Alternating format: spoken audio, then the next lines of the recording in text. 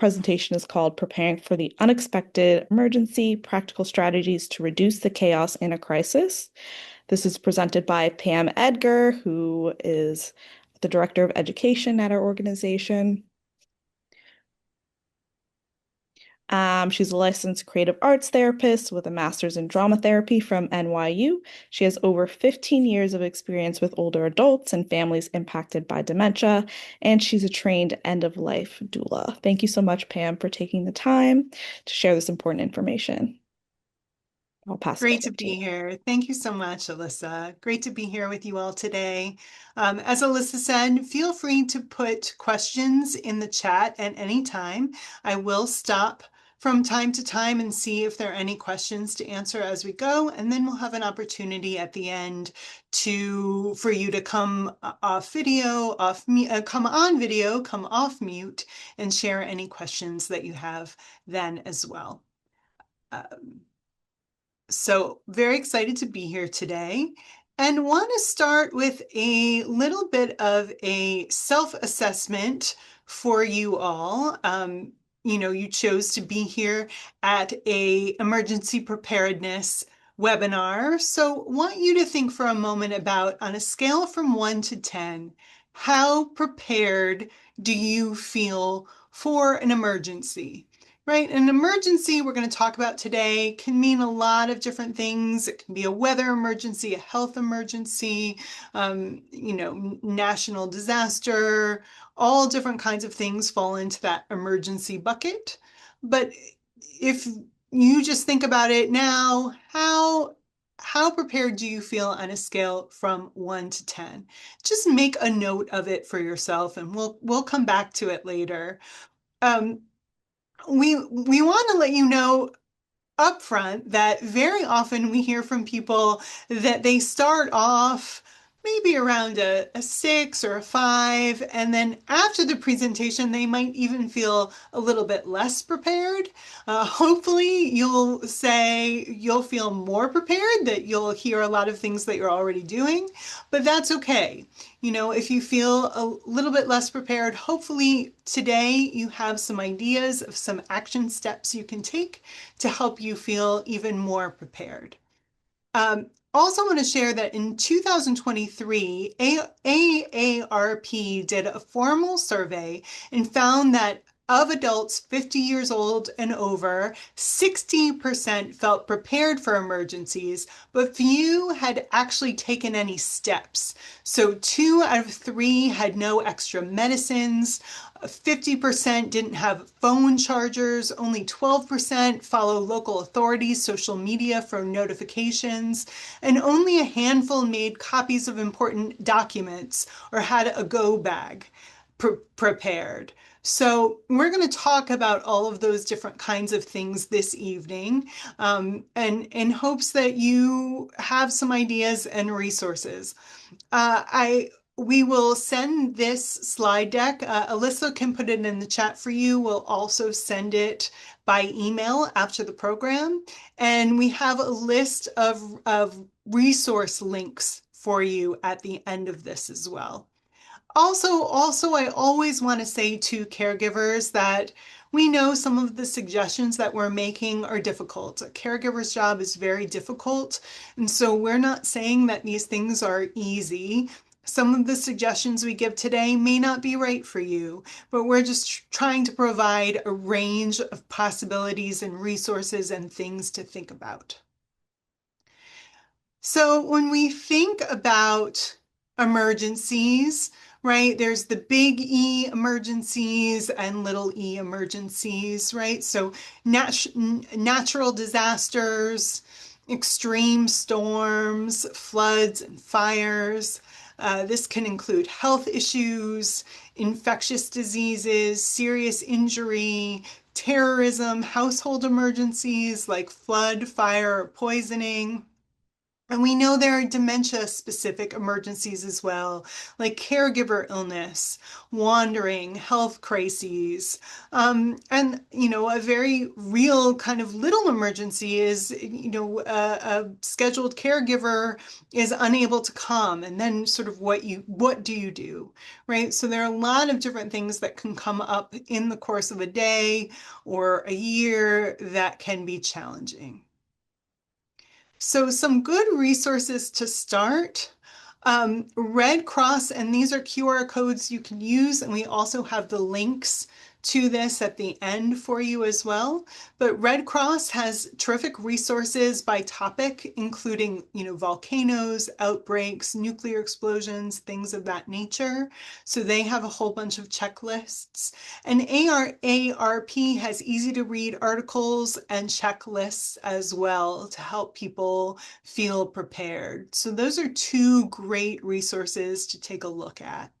And we're going to start today by talking a little bit about natural emergencies. Right, so floods, hurricanes. My dad lived in Florida on the Gulf Coast. Unfortunately, there were a number of hurricanes during his time there. They can be very scary. So be aware of watches versus warnings. Understand the different levels. Know, if you are in a flood zone or an evacuation zone, know your zone that you're in so you can know if it pertains to you, if there are evacuations recommended. Um, have a plan to evacuate, and if it's recommended to do so, to take that step. We know that it is more difficult to take action when you're caregiving for someone with dementia. So while it may be easier for someone who's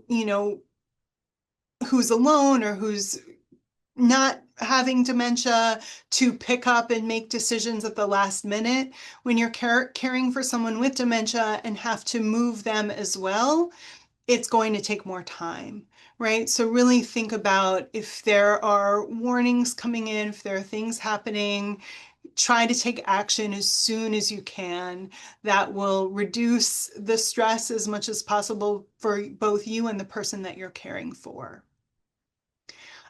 Know how to hunker in place if necessary or to go, have a sense of what that means, how to keep the house safe, if there are shutters to put up or certain things, to move to an interior area of the home or a basement area, know what the safest areas are for you, how to get the right equipment there, having the flashlights and the water and all of those kinds of things. I have a picture here of one of those kind of 3-in-1 radios. It's a power charger, an AM FM radio, a flashlight. It is solar powered, so it can be recharged in the sun. There's also a crank to power it up. It can be a very helpful thing. They're not terribly expensive. I think I've seen some for $30, $40, but they can be very helpful to have around, especially if you're in a hurricane zone or a place that loses power. It can be a very helpful tool to have handy. And if there is a hurricane warning or weather warning coming up, they can be very hard to find. So if you think it's something that could be helpful for you, it's good to get at a good weather time when they're easily available because they sell out very quickly during weather warnings. Another thing to note is that it is, especially if you're a long distance caregiver, you can sign up for state or weather alert texts. So you can look by county or by state and just do a Google search for the state and alert texts and see what comes up. And very often you can sign up. My dad was in Charlotte County, and so I had the Charlotte County alert texts coming in. So if there was high wind or hurricane warning or anything like that, I got it right on my phone. So those can be very helpful both for where you are located and also if you're a long distance caregiver to put in, to get text alerts for wherever your loved one is. It can be very, very helpful. So, other components of just basic preparedness, thinking about, how can we be as prepared as possible for the different kinds of things that can happen? So, being prepared with information, right? Having copies of driver's license, ID, credit cards, insurance cards, knowing where they are, having copies, social security numbers, banking and investment information, legal and healthcare documents, having those readily available, having, key passwords available for you, and family and friend phone numbers, doctor phone numbers, those really important contact numbers. Um, this is on other lists, but also lists of medications that people take. That's very important information to have on hand as well, both for yourself and for the person you're caring for. And you can see here on the bottom different kinds of iDrives, iClouds, OneDrives, different kinds of ways of managing electronic information. So having something on the cloud that you can access easily is a good way to have all of that information handy. Or having it on your phone, just thinking about those ways to have that information at your fingertips should you need it. Now, another component of basic preparedness is equipment. Thinking about the different kinds of things that you need in an emergency type situation. And thinking about this both for your home, if you drive a lot, thinking about what you want to have in your car as well. Um, of course, for your home, things like generators, knowing how to use them, fire extinguishers, making sure that you check the dates on those. And of course, a good time to always remind people about smoke detectors and carbon monoxide detectors, making sure that those have their batteries and are running properly. Buckets or old milk jugs for water, having drinkable water on hand, extra water bottles, things like that in case of emergency where you have to shelter in place. Also in a car, having, if something happens in a car, having water, having snacks, blankets, things like that are very important and helpful.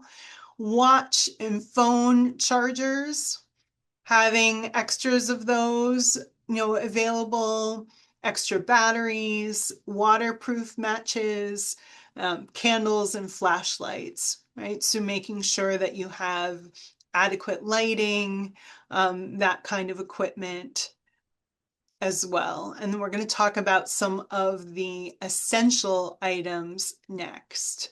So some of the essential items, both for you and person living with dementia or anyone in the house, making sure you have the current medications and a 2 to 3 day supply. And sometimes it's hard. If you can have more than that, it's great. We know it's hard sometimes with the medication rotation and when you're able to get medications to stock up too much.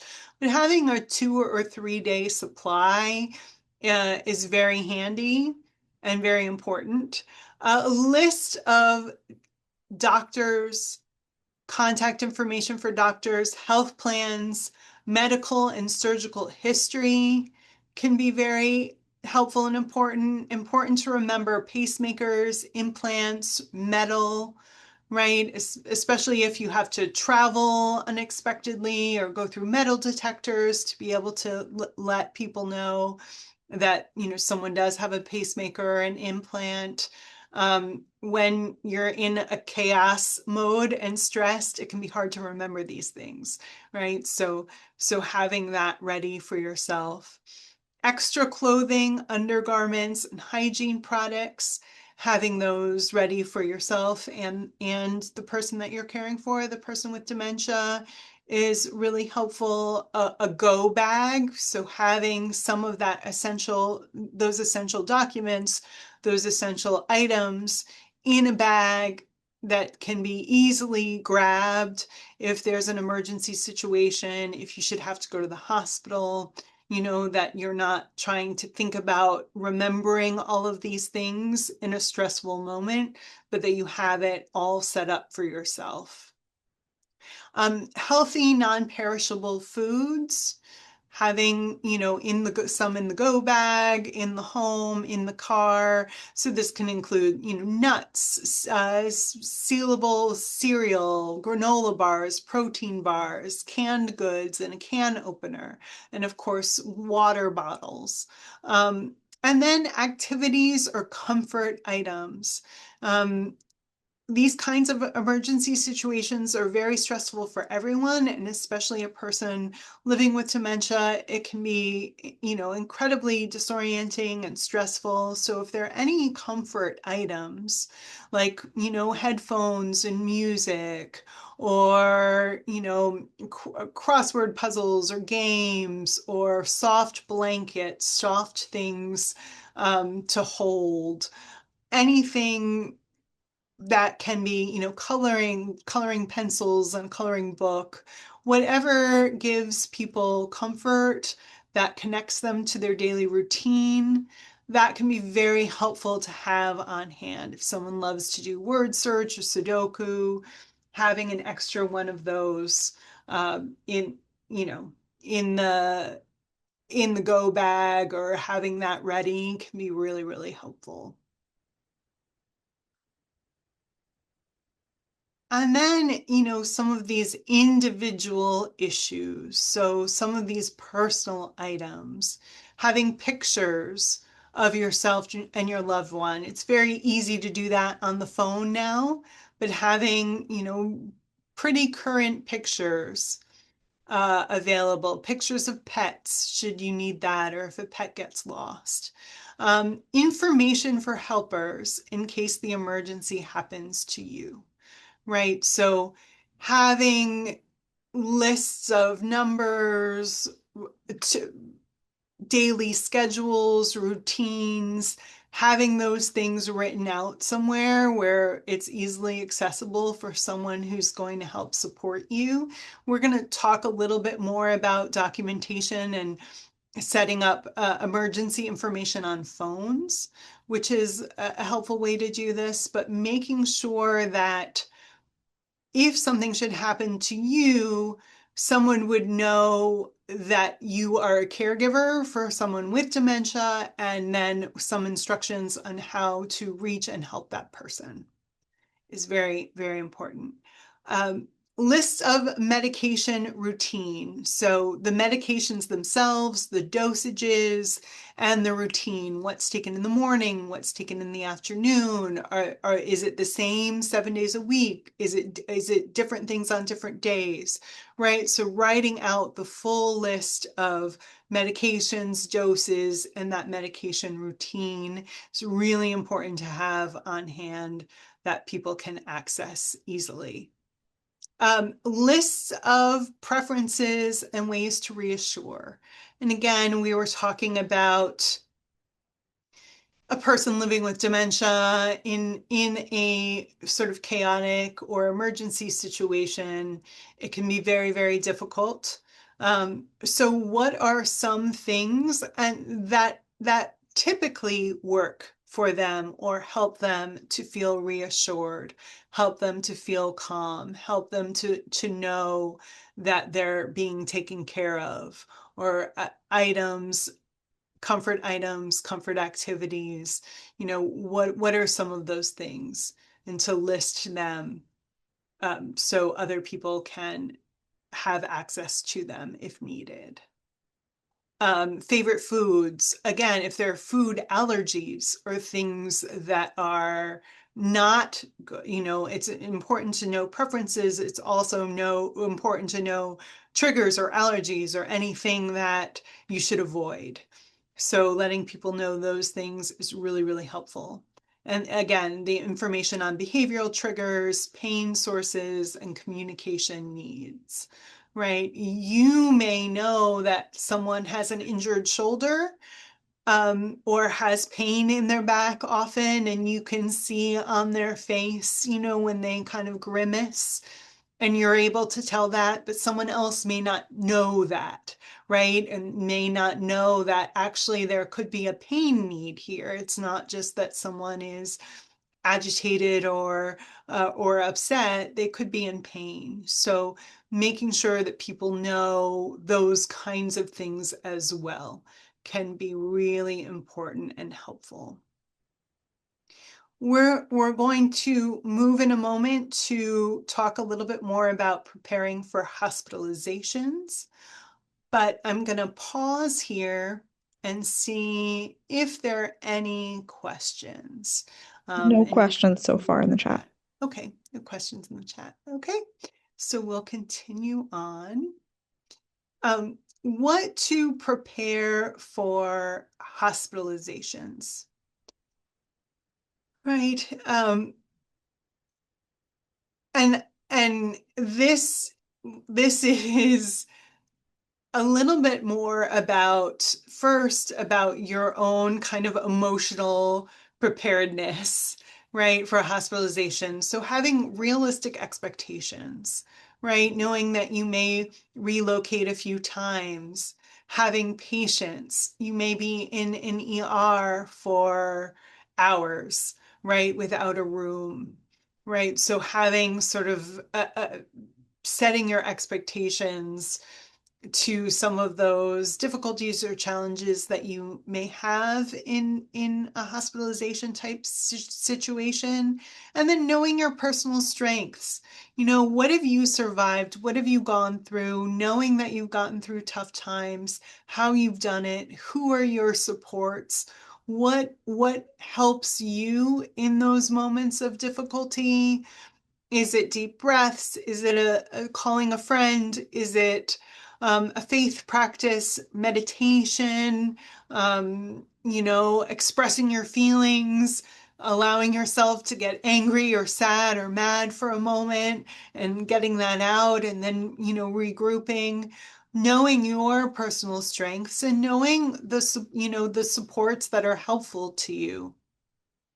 I'll say, throughout what we're talking about today, knowing what your network of supports, who is on your care team, who are some people that you can call in an emergency situation to help out, or if if a caregiver doesn't come, if there's a home health aide who doesn't come and you need to leave or do something, um, who else can you call on? Are there neighbors, friends, family members that are close by?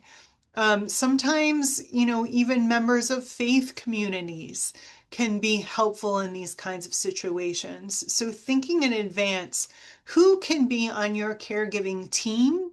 It may be some people that you hadn't really thought of before, but if you can set up and expand your team, you can even reach out to someone and say, hey, I was in a webinar on emergency preparedness and I realized I need to expand my team.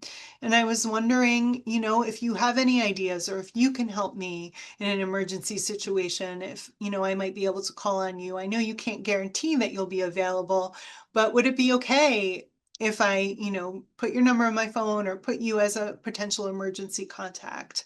So starting to think about who is currently on your care team?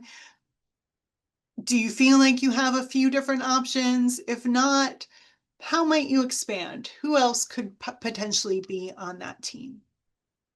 Right. So again, being prepared for a potential hospitalization, for the person living with dementia, thinking about what do they need to be as comfortable as possible in the situation. So extra sets of clothes, plastic bags to put wet clothes in, tissues and wipes, snacks and water. But again, if someone is in the hospital, always check with the nurse first, because sometimes there may be thickening needs for liquids or food, or different kinds of needs. So you can bring things, but always check first before giving something to anyone who's in the hospital. A medic alert safe return bracelet. We'll talk about that more in a moment. We do here at CaringKind have a medic alert safe return program that we can provide more information on. We at some points in time have some funds to help people with that. I'm not sure if we have funds currently, but have grants to help support people with a medic alert safe return bracelet.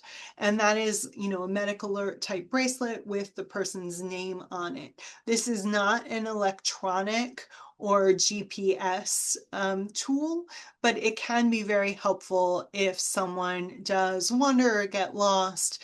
It has important information, caregiver information on file. So there's a number that someone, if when the person's found, the number can be called, and all of the caregiver information and important health information is on file there that people can access.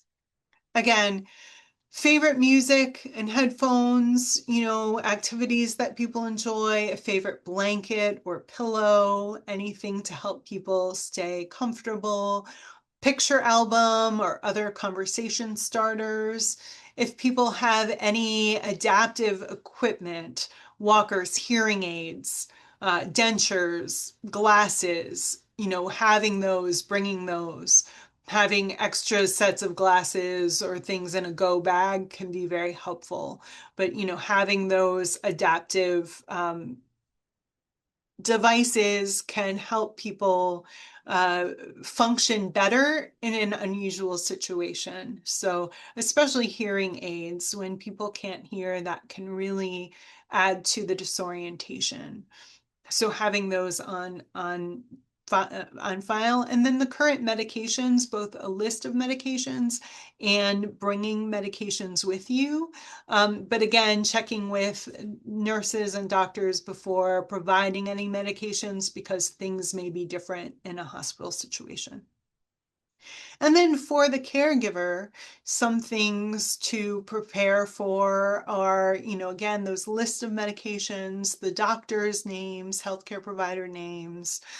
Now, a lot of healthcare systems have portals, so all that information is in there. That makes it much easier and more accessible. But having those things, or having your password, having your portal set up so you can access all that information, is really helpful.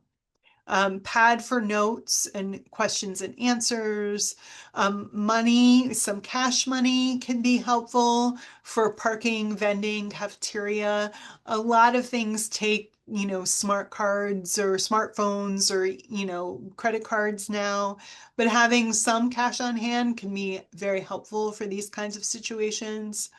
Copy of advance directives and power of attorney information.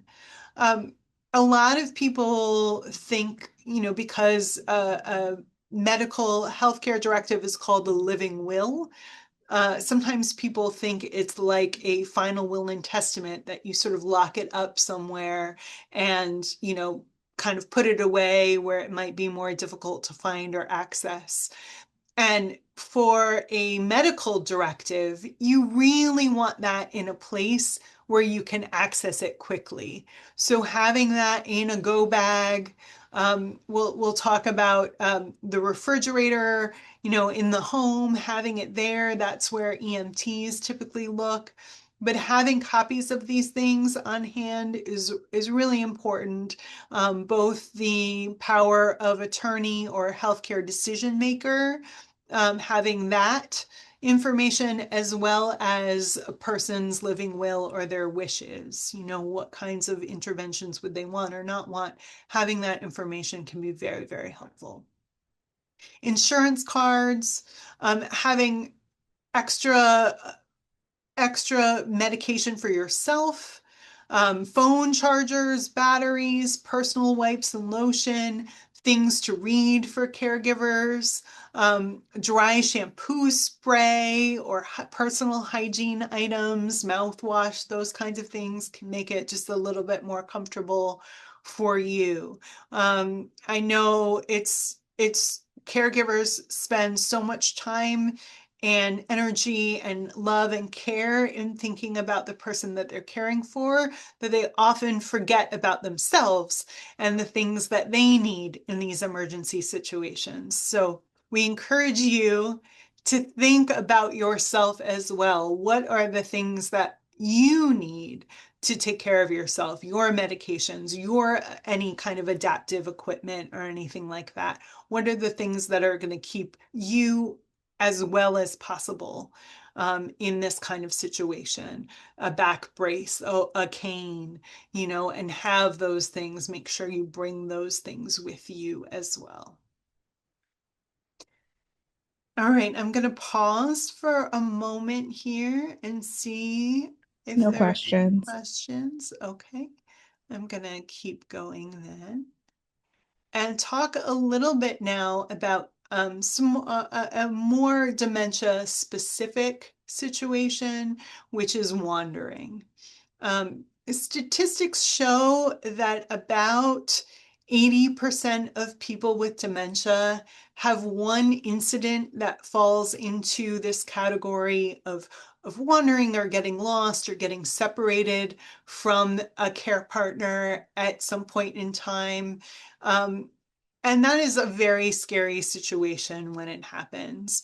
90% of the time it resolves quickly and the person is found, but it is important to have some awareness. So the first step here is care partner awareness is essential, to acknowledge that this is a potential risk and plan ahead.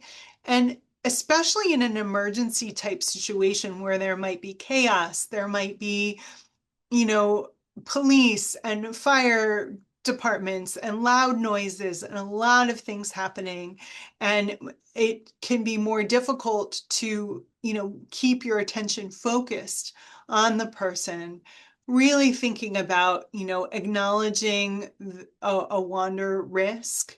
Consider safety versus autonomy and independence.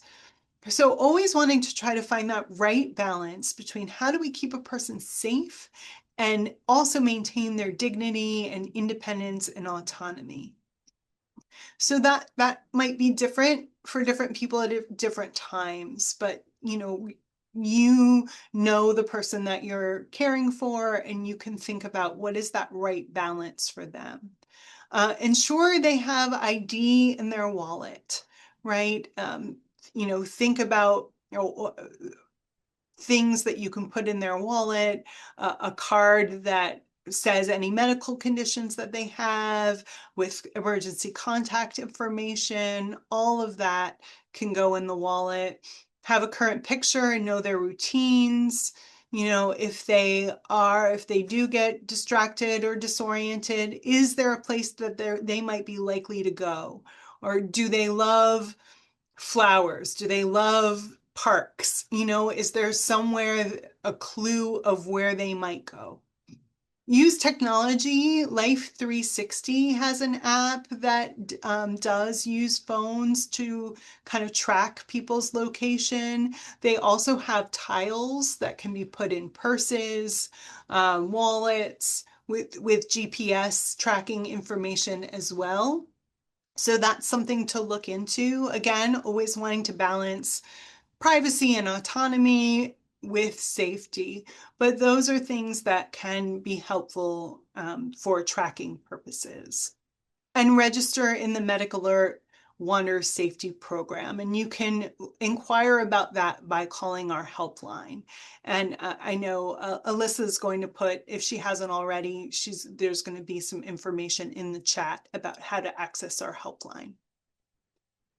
Support wayfinding skills, right? So help people be as oriented as possible and help them find their way. So lighting at night, there are movement sensors, there are even sensors for under the bed. If someone's feet go down, it can start a light that's under the bed, or other kind of movement sensors that turn on the lights can be helpful. Labeling doors, so labeling bathrooms, closets, snacks, things like that, and having it on high contrast. So one of the things that can happen with dementia is that people's vision can become more challenged. It's harder to um, see things that are low contrast. So things like having, black letter, a bright yellow background with black letters, that would be considered high contrast. So people can see that a little bit more clearly. And checking environmental triggers, right? So sometimes people might see their coat by the door, their keys by the door, and think, oh, I have to go out. I have to get some milk. I have to go shopping, or the dog leash, or their shoes by the door. So seeing these kinds of things by the door can trigger someone to think, oh, I should go out. I should leave. So if someone's prone to wandering, putting those things in other locations so they're not kind of triggers by the door that might encourage, someone, or have someone have a thought of leaving. And then also for wandering, we know that sometimes, people wander when they're restless or when they're bored or when there are not a lot of activities. They can think they want to do something and they want to go out and explore. So establishing routines, having daily schedules, providing meaningful activities throughout the day, allowing people to take walks, going for walks together, allowing people to get outside. It's very cold now, so it can be harder to do in the winter. But if there are, indoor locations or museums or places where people can get some exercise and walk, or outdoors, that can be really helpful, just for someone's well-being and to expend that energy. And then other kinds of things to think about for wander prevention, exploring helpful products like door alerts, confounding locks, stop signs, smart technology. We have here, you can see the Alzheimer's store, and we have a link to that in this PowerPoint for you as well. They have some products that could be interesting to take a look at. Want to say that one of the things they offer is camouflaging doors. And there are pros and cons to camouflaging doors. Murals are only 40% effective in reducing attempts, and signage on an exit door showed little effect. So you might want to think about those things. On a door, you also want to make sure that a door is not completely obstructed, and that people are not scared of using doors in case you need to get someone out quickly. You want to be sure that's accessible to them. It's also not indicated to leave someone with dementia unattended, with a history of wandering unattended or locked in an apartment, or a home, if there's any kind of emergency situation that's incredibly dangerous. So other things to consider are cameras or smart home devices that can help kind of keep an eye on people, or help with this wander prevention. Any questions about wandering or wander prevention?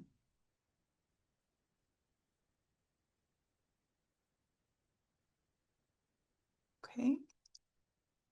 I'm thinking that's a no, so Yeah. Nothing in the chat.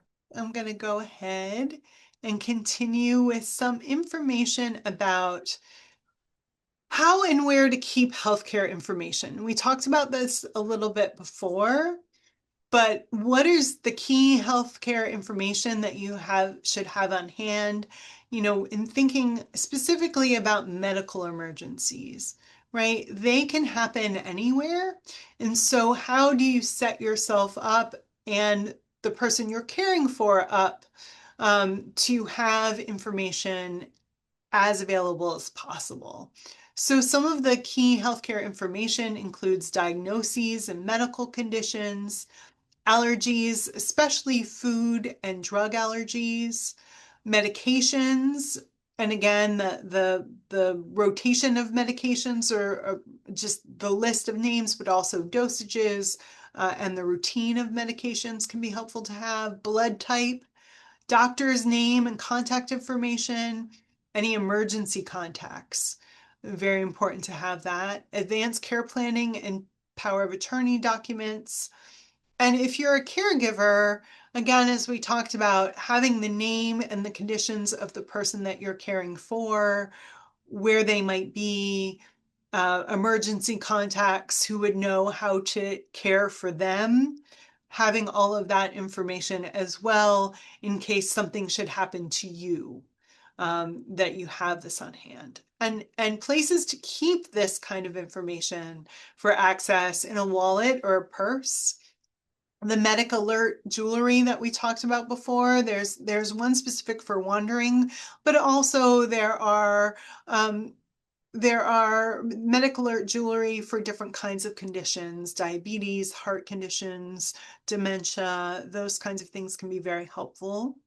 At home, thinking about should an emergency happen at home, where can you keep those documents, especially the advanced care planning documents, the healthcare proxy information.